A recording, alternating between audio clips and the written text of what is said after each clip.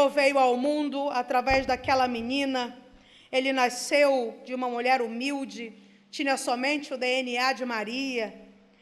E o Senhor escolheu essa moça por razões assim que quando nós vamos estudar a história dela, nós vemos que era uma moça alegre, era uma moça crente, ela acreditava nas promessas de Deus, era uma moça corajosa, ela sabia que um com Deus é maioria mesmo, que ela estivesse numa sociedade onde ela pudesse ser apedrejada por causa daquela gravidez. Todas essas características fizeram com que Deus a escolhesse. Jesus Cristo, nascido dela, amou as mulheres, valorizou, esteve entre elas, pousou em suas casas, ensinou-lhes a palavra e as enviou como missionárias e em nenhum momento as tratou diferente dos homens. Jesus nunca teve uma única atitude de preconceito em relação à mulher. Num tempo em que o rabino considerava baixo demais cumprimentar uma mulher na rua, Jesus era aquele que era servido de muito perto por elas. Como eu já disse, uma das mais lindas aulas de teologia que ele deu para uma mulher à beira de um poço, a mulher samaritana. Uma mulher que já havia tido 5 maridos e quem ela tinha agora nem era seu marido. Ou seja, ela estava em um relacionamento extraconjugal com um homem casado. E o rabino de Nazaré, sabendo que ela estaria no poço ao meio-dia, sabendo que seus discípulos não permitiriam que ele falasse com ela, manda seus discípulos irem comprar comida naquela hora, para que ele estivesse só no momento que ela chegasse. Amados, que Deus é esse, que ama uma mulher nessas circunstâncias? Esse é o nosso Deus. É um Deus que não julga pela nossa história pregressa, que não nos dispensa por causa das derrotas passadas. Tem um hino que eu amo, toda vez que eu canto eu choro. É um hino que diz assim: te dei meus fracassos e minhas vitórias te darei também. Só quem pode ouvir essa oração é esse Deus. Nenhum outro Deus pode. Um coração que diz: Senhor, te dei meus fracassos, meus erros, minhas quedas, minhas más escolhas, mas porque o Senhor me ama, eu te darei minhas vitórias também, meu crescimento, eu te darei meu avanço, eu te darei meu progresso, eu te darei meu serviço, eu darei. A Bíblia diz em Lucas 1, 39 ao 42, naqueles dias, Maria preparou-se e foi depressa a uma cidade na região montanhosa da Judeia, onde entrou na casa de Zacarias e saudou Isabel. Quando Isabel ouviu a saudação de Maria, o bebê agitou-se em seu ventre, e Isabel ficou cheia do Espírito Santo, e em voz alta clamou: bendita é você entre as mulheres, e bendito é o fruto que você dará à luz. Veja bem, temos outra mulher acreditando. Maria, agora Isabel. Lá na frente, a Bíblia fala da profetisa Ana, quando eles levaram Jesus para apresentar no templo. Uma mulher idosa que nunca deixava o templo em oração e em jejum. E quando ela viu Jesus, ela deu graças a Deus e falou a respeito do menino, que todos os que esperavam a redenção de Jerusalém estavam vendo o cumprimento da promessa. Então nós temos Maria, Isabel e Ana. E essas mulheres revelaram a majestade de Jesus em um momento em que ele não havia feito ainda milagre algum, irmãos. Sensibilidade espiritual. Sensibilidade espiritual essas mulheres apresentaram. Nós vemos na vida de Jesus, ele realizando milagres na vida de muitas mulheres. A viúva de Naim, a mulher pecadora, a mulher do fluxo de sangue, a sogra de Pedro, Maria, a mulher samaritana, a mulher sirofenícia, entre outras. Ou seja, Jesus ele era inclusivo.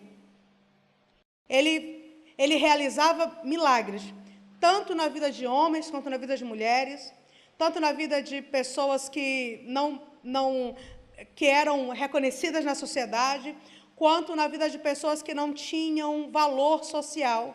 porque ele conseguia ver o que os outros não viam. Veja bem, Jesus quebrou o protocolo inúmeras vezes. Esse era o nosso Senhor. Ele foi tocado por uma mulher impura e perdoou os seus pecados. Ele deixou seus pés serem beijados por uma mulher pecadora e outra vez perdoou os seus pecados. Ele deu uma verdadeira aula para a mulher na beira de um poço. Depois a enviou como missionária ao seu próprio povo. Ele absolveu uma mulher pega em flagrante adultério e ele a perdoou. E em sua genealogia estão registradas mulheres que não eram consideradas dignas na sociedade em que viveram e nem seriam consideradas dignas hoje. Tamar, uma enganadora que engravidou do próprio sogro, está na genealogia de Cristo. Raabe, uma prostituta, também está na genealogia de Cristo. Depois casou-se com Salmão e veio viver em Israel. Ruth, uma estrangeira, está na genealogia de Cristo.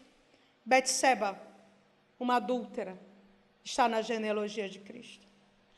Amadas, eu preciso dizer mais uma vez, não importa para o Senhor quem você foi até o dia de hoje, nem aquilo que você fez antes de ter conhecido o Evangelho.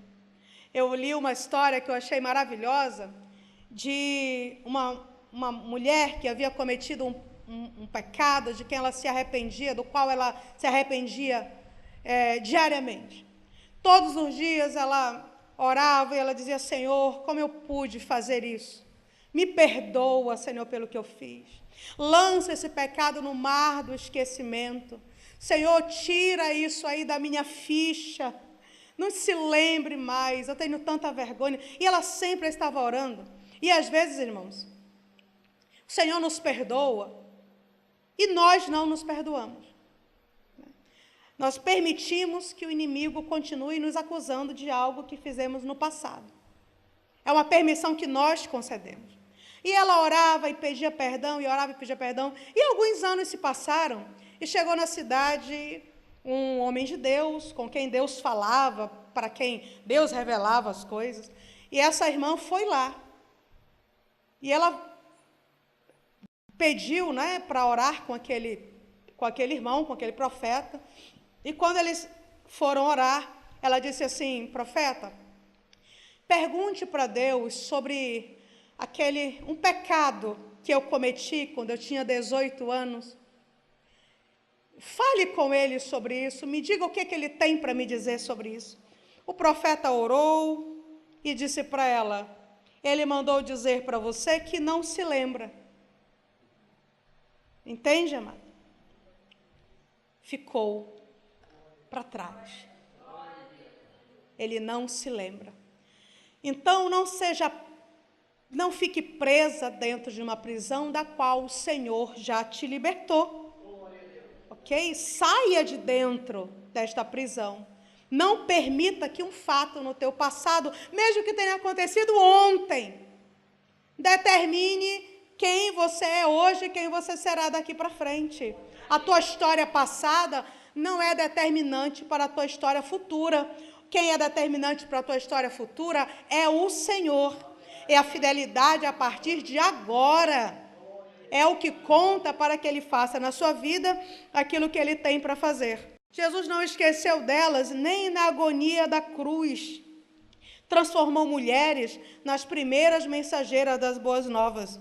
As mulheres saíram depressa do sepulcro, estamos aqui em Mateus 28, 8 a 10. Amedrontadas e cheias de alegria, e foram correndo anunciá-lo aos discípulos de Jesus. De repente, Jesus as encontrou e disse: salve! E elas se aproximaram dele, abraçaram-lhe os pés e o adoraram. Então Jesus lhes disse: não tenham medo, vão dizer aos meus irmãos que se dirijam para a Galileia, porque lá eles me verão. Jesus apareceu para elas depois de ressuscitado e as enviou como testemunhas para que chamassem outros para que o vissem também. Não podemos esquecer de Maria Madalena. Está lá em Marcos 16, 9 a 10, a quem ele se revelou logo após a ressurreição e lhe incumbiu da missão de espalhar as boas novas. Quando Jesus ressuscitou, na madrugada do primeiro dia da semana, apareceu primeiramente a Maria Madalena, de quem havia expulsado 7 demônios. Ela foi e contou aos que com ele tinham estado. Eles estavam lamentando e chorando. E ela chegou com essa mensagem de esperança e de alegria.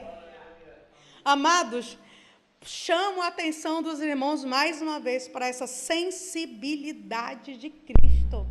Ele poderia ter se apresentado para qualquer pessoa, e ele vai se apresentar para uma ex-endemoniada, uma mulher por quem ele tinha orado e de quem ele havia expulsado 7 demônios.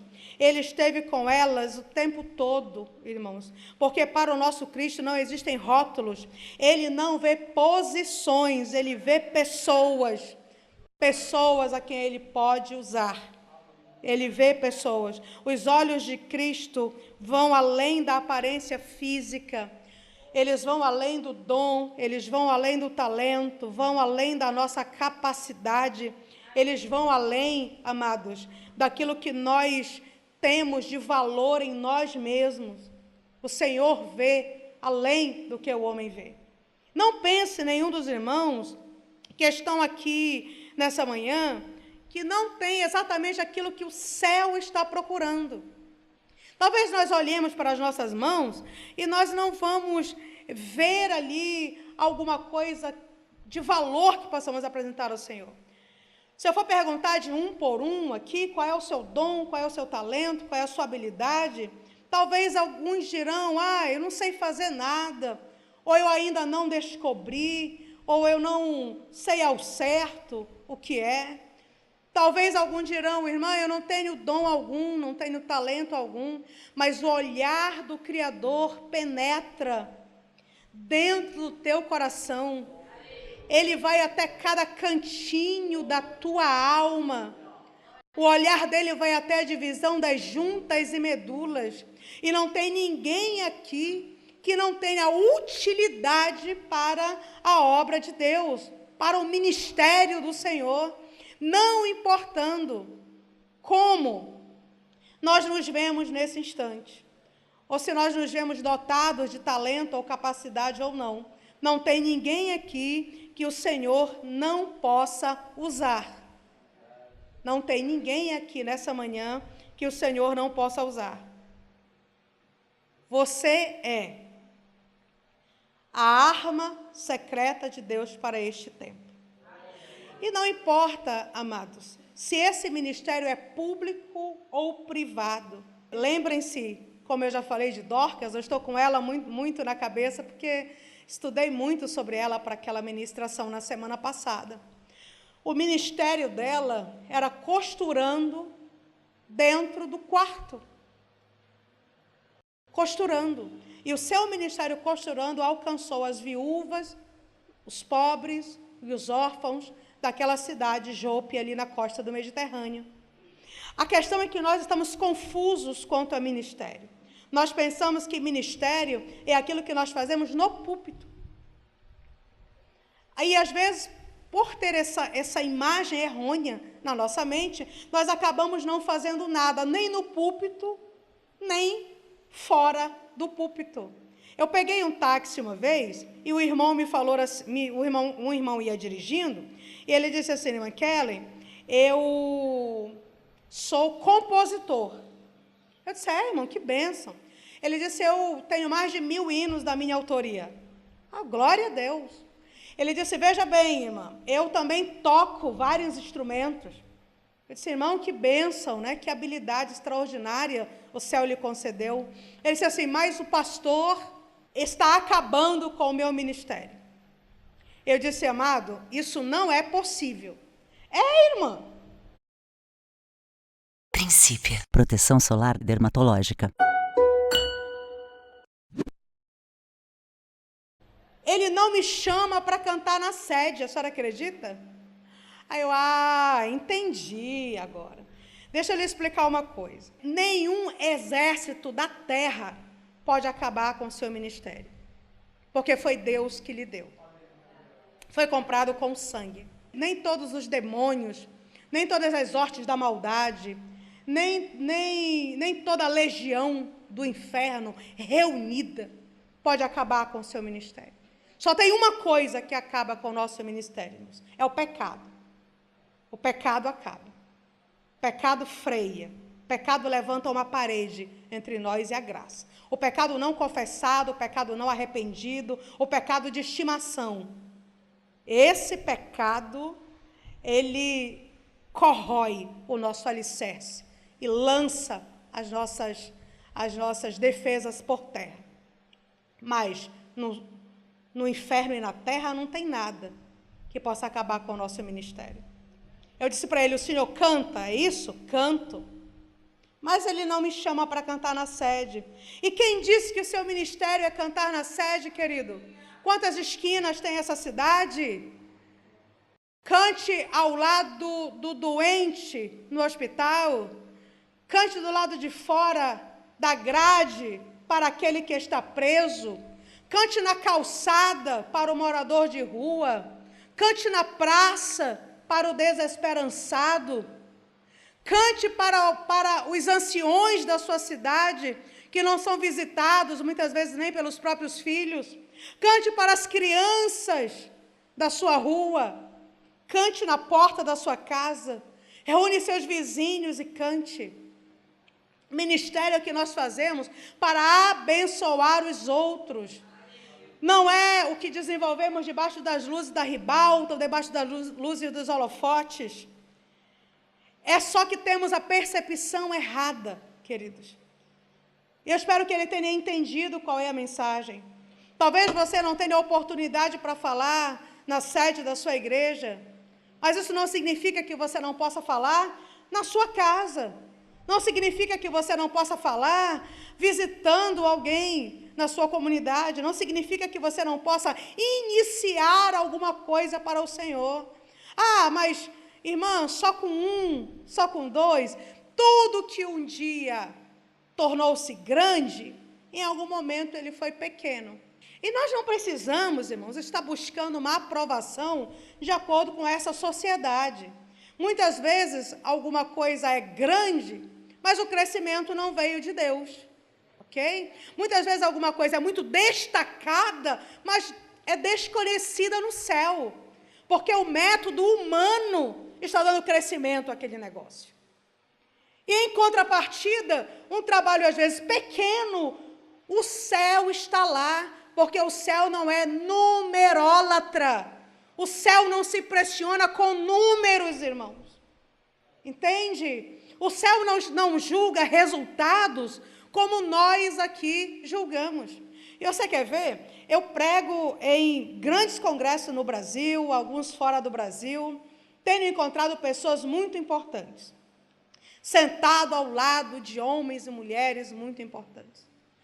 Irmãos, eu acredito que eu tenho conhecido muitas pessoas extremamente importantes na terra, mas desconhecidas no céu.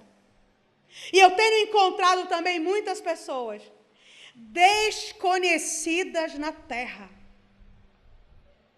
mas que são muito conhecidas no céu e no inferno. No inferno, irmã Kelly, sim, porque quando trabalham aqui, frustram o projeto de Satanás na vida de muitas pessoas. Então o diabo sabe o seu nome. São conhecidas no céu porque quando trabalham aqui, o nome do Senhor é glorificado no céu. Então são conhecidos no céu, mas às vezes não são conhecidas na terra, e não tem problema, irmãos. O Senhor não nos chamou para sermos um sucesso. O Senhor não nos chamou para sermos conhecidos. Nós não podemos medir o resultado de nosso ministério pela aprovação social. Os homens se impressionam com histórias que não impressionam a Deus. Pode ser pequeno o que você está fazendo. Faça para a glória de Deus. Sua única preocupação deve ser essa. Eu tenho 2 exemplos de pessoas que eu conheci. Quer dizer, eu não conheci a pessoa, mas eu conheci o legado. Irmãos, o legado é mais importante do que o nome. A nossa história é mais importante do que o nosso nome. Não fique tão preocupado em deixar seu nome gravado nos anais da história. Preocupe-se em viver uma vida como se Cristo tivesse morrido ontem, ressuscitado hoje e já fosse voltar amanhã. É assim que nós deixamos um legado. É dessa maneira. Eu parei com o meu barco eu viajei mais ou menos uns 5 meses navegando daqui de Coraci, aqui no Pará, até a fronteira do Brasil ali com o Peru. Eu saí com minha tripulação, eu não tinha dinheiro para ir direto, para comprar todo o combustível necessário. Então, quando o combustível acabava, nós tínhamos que parar e esperar a provisão do céu. Eu também tinha uma lição que o Espírito Santo me ensinou bem no começo de meu ministério ainda. Não pedi nada para ninguém. Isso não é por orgulho, não, irmãos. Eu não sou orgulhosa. Eu me preocupo com a reputação de Cristo. Entende? Eu não quero chegar com alguém e dizer assim, irmão, o senhor teria, por favor, R$100 para eu comprar de combustível para o meu carro, para o meu barco? E o irmão pensar assim, cadê o Deus desta mulher que não lhe dá combustível para o seu barco? Então, a minha preocupação era a reputação de Cristo. Eu não fazia nada para prejudicá-la, nada para trazer uma sombra de dúvida sobre a responsabilidade e a fidelidade do meu Senhor. Então, em uma dessas vezes, o barco aportou, nós paramos, tinha pouco combustível, era 5 horas da tarde, desligamos o motor. Era uma região que, olhando daqui de baixo para cima, para o barranco, não víamos nada, só víamos a selva, só a selva.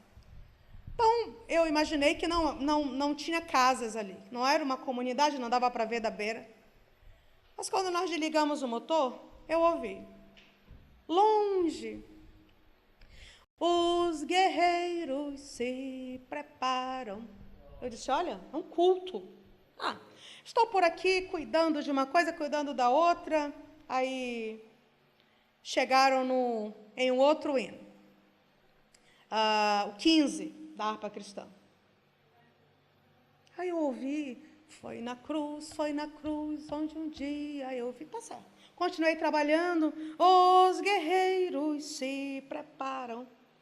Coloquei a comida no fogo, foi na cruz. Eu disse, olha, a liturgia aqui é diferente, né? No terceiro, os guerreiros se preparam, eu calcei minha bota e rumei em direção àquela reunião. Entrei na mata e fui procurando. Levei o terçado, levei a lanterna, procurei, encontrei uma casa. 5 pessoas estavam ali. Não tinha luz, tinha uma lamparina acesa, a casa era um único cômodo, não tinha móvel nenhum. As pessoas estavam sentadas no chão, a lamparina acesa ali na entrada. Cheguei e estavam cantando de novo o hino 15. Eu sentei à porta da casa, sentei naquele alicerce ali de madeira, e alguém percebeu que eu havia chegado, levantou a cabeça, olhou para mim, e não perguntou quem eu era, de onde eu vinha, não perguntou se eu era cristã, nada disso. Ele perguntou assim, você sabe ler? Eu disse, sim. Ele disse, você pode ler a Bíblia para nós? Eu disse, posso. Ele me deu uma Bíblia rasgada, suja, muito antiga. Ele disse, leia para nós. E eu li. Estavam sedentos, estavam ávidos por aquela palavra. Li, aí dei uma explanação, depois pediram para que eu orasse, eu orei. Quando terminou aquele momento, eles disseram assim, um dia, um homem de Deus passou por aqui. E ele nos ensinou acerca da palavra. Ele nos apresentou o Evangelho. E nós recebemos a Cristo em nosso coração. E ele foi embora e nunca mais voltou. Nós não sabemos ler. Ele nos deixou essa Bíblia, mas nós não entendemos o que está escrito. Nós só sabemos esses 2 hinos. Então, nós nos reunimos e cantamos esses hinos. E dizemos para Jesus o quanto Ele é bom e o quanto nós o amamos. Depois nós vamos para casa. Eu não sei a história do homem que passou por ali, mas aquele homem é conhecido no céu e no inferno. Aquele homem mudou a história de um povo inteiro. Ele passou. Talvez eu nunca tenha, provavelmente eu nunca tenha encontrado com ele em algum dos púlpitos desse Brasil. Mas ele tem um legado, ele tem uma história.